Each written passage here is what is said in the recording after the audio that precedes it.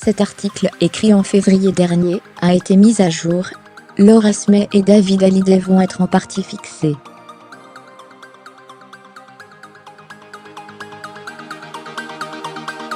Le tribunal de Nanterre se prononce vendredi sur le gel des biens du chanteur et le droit de regard sur son ultime album, demandé par ses deux enfants aînés.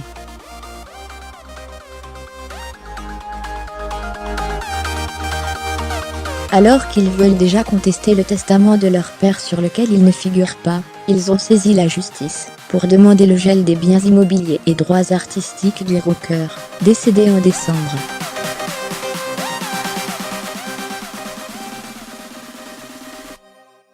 Laura Smay et David Hallyday ont demandé un droit de regard sur cet album, mais Laetitia Hallyday, à qui le rocker a légué l'exclusivité de ses droits artistiques, leur a refusé.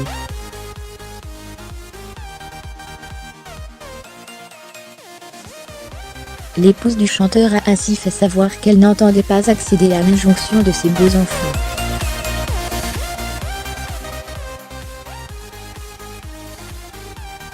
Le respect de l'œuvre de leur père est primordial aux yeux de Laura Smay et de son frère, rappellent les avocats de la comédienne.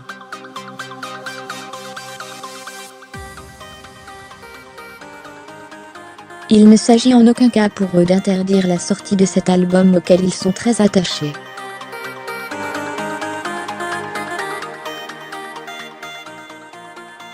Fermez les guillemets, Johnny Hallyday avait fait écouter avec fierté le 4 octobre dernier les premiers enregistrements bruts de quelques titres de l'album à sa fille Laura, ont-ils ajouté à l'AFP au mois de février.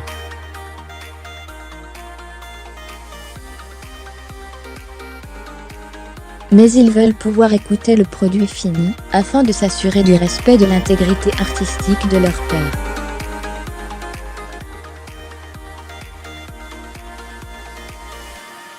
Fermez les guillemets. Warner aussi visé par l'assignation. Les avocats des enfants de Johnny Hallyday ont aussi visé Warner, la maison de disques du rocker, dans leur assignation.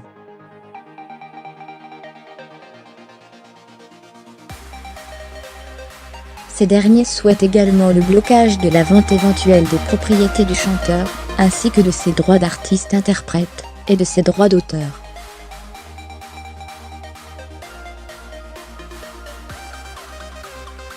La vérité des montages juridiques et la vérité des chiffres seront bientôt établies par la justice, avait estimé vendredi Laura Smay dans un communiqué.